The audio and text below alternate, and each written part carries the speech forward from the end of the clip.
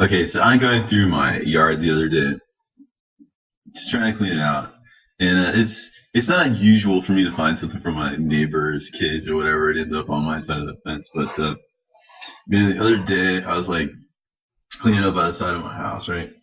And I find this thing. This thing. See if you look at that thing. What kind of crazy thing is this to find in your yard? I found this disturbing, to say the least, on so many different levels. To me, this just embodies everything that I find hateful and disgusting about this world. I mean, here is a deformation, if you will, of the human figure. This is a vampirus or something like that, some kind of monster, which is made up to appear seductive and everything. But at heart, it's a blood-sucking vampirus, right? Complete with little Spock ears and big oversized eyes, you know. It's crazy. What are we doing? We're wasting the world's resources making something as worthless and nonsensical as this to begin with. We're sending the kids the message about things that are evil and demonic, like vampires. Like, this is something for a child, like a little girl. You know, what are we telling our kids, you know, when we give them stuff like this? And also, what is it telling us as people, as parents, as consumers?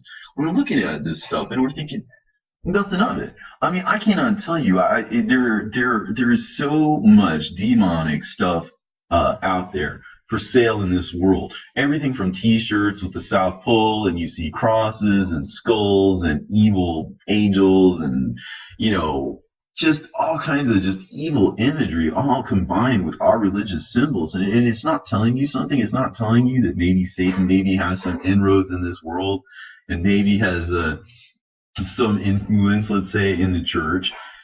You know, I mean, we live in a culture that is just saturated with evil. Everybody looks at like the world as like, what do I want? What can I get from this? What's pleasurable to me?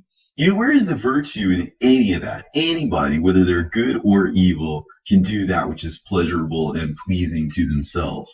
All right? It doesn't take any special virtue. It doesn't take any special discipline. It doesn't take any special anything to just give in to pleasure, to give in to anger, to give in to, you know, wanting more of this and that, and wanting attention and power and the things of this world.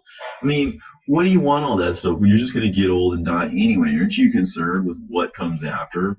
But the people in the here and now are only thinking about the here and now. I mean, it's not going to be too long before this, which had its origin in some crazy factory somewhere where they put together chemicals that polluted the environment, and they painted it and all this other stuff, and there was all that transportation cost and everything, all of that packaging, all of that effect that it might have had on their kids in terms of showing them, teaching them, demonstrating for them that which is wicked is normal. I mean, this is a kid's toy, right? I mean, it's just, you know, as if something like that were acceptable. In some day, I mean, there's going to be millions of these things just floating around in our oceans, and the fish are going to be dying because they ate them, and, you know, our world is going to be destroyed because we are pigs. You know, why do we do this? Why do we do this to ourselves? It's so sickening and so disgusting. You know, and I hate to sound so judgmental, but seriously, where do we get off thinking that any of this is right? You know, what is it about us when we have become so lost to all that is decent? We have become so lost to all that is wholesome. And we have become so lost. I mean, everything that once was considered ideal, everything that was once considered wholesome, everything that was once considered, you know, something to emulate, you know, why is it that men can't be men anymore, and mothers can't just be mothers anymore? People just can't, you know, just be natural.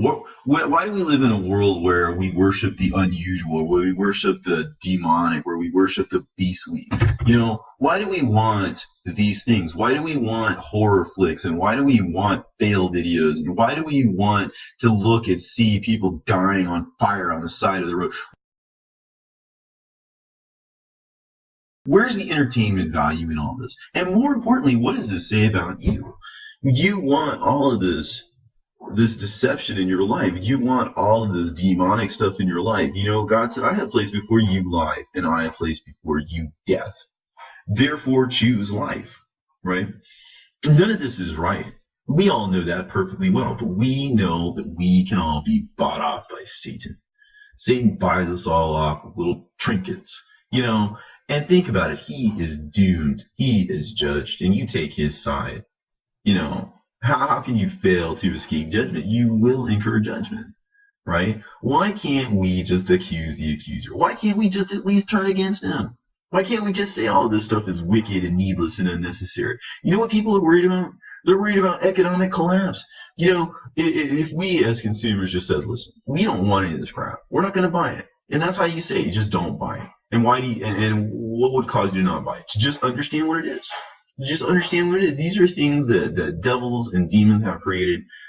That everything that they produce is a poison to us, is toxic to us, is destructive to us. They put it in the guise of something that is good for us, but it's all bad for us. It's all destructive. All of this pleasure seeking, all of this self-gratification, all of this instant gratification, all of this do whatever you want to do, whenever you want to do it, however you want to do it, with whomever you want to do it, do as thou wilt. Well, you know what? That is Satan's credo. All right? That's his philosophy in a nutshell. You know what? And that's what we're doing. We just do what we want. Every man does what is right in their own sight. And so it is as it was in the days of Noah, where men's thoughts were taken to be all evil all the time, because when a person seeks to fulfill their own selfish lusts and desires, when a person only seeks that which is good for themselves and nothing else, that means that all things like truth, all things like ethics, all things like decency, those things all become secondary. In fact, all they are is merely a means to an end. Everybody is only about doing what they want to do in their own way, just exactly how they want to do it. And any talk of truth or any talk of decency or any talk of anything like that is just grist for the mill. It's just something for them to use for their own purposes or to ignore, because they don't care about that. All they care about is themselves. A whole world full of people like that will lead to the destruction of the entire world. That is why it is wrong. If people started thinking about what was right, if people started thinking about what was wholesome, if people started thinking about what was decent, right, then maybe we could change our world. Let's stop destroying it. You know, there are enough of us out there with enough intelligence and enough know-how that we could make this world work in a godly fashion if we so desire. We really need to start thinking about a Christian kind of way of seeing this world in this system, and not the way the world programs us to see it. And we think that the wealth and prosperity and all this stuff that Satan is selling us is good. Satan is selling us a bill of goods. Every time you buy something, there's packaging that you discard. Every time you purchase something, there's a cost in terms of transportation, in terms of pollution, in terms of production.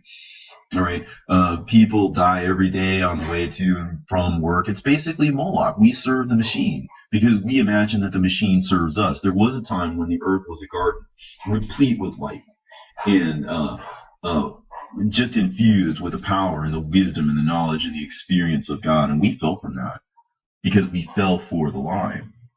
That somehow, just because we would know what evil was, that it was worth going through all of this pain and anguish and death in order to know that. And now that we've been through all of this pain and anguish and torture and death, have we understood the nature of evil?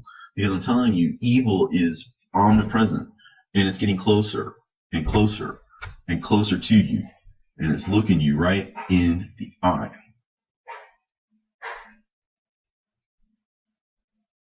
And it wants you to think that it's something desirable, and it wants you to think that it's something beautiful, and it wants you to think that it's something seductive. But what it is a monstrosity.